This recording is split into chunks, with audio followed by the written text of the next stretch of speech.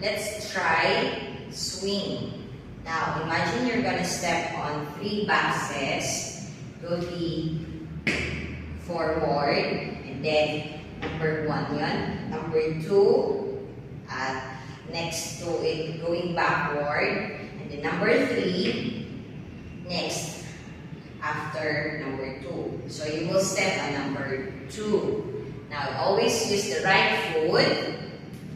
With your right foot, go with number 1, or go with number 1, leaving number 2 with your left foot, and then going back your right foot to number 2, and then stop. So let's do it again. 1 and 2. 1 and 2. Now, you're going to swing your hips and your hands, going to the right, and then if you're gonna go backward to number 2, you're gonna go back with your hands and go with the flow of the music. Like this. 1 and 2 and 3 and 4. Notice, you can bend your knees. I'll go stand. When you go forward, you bend your knees.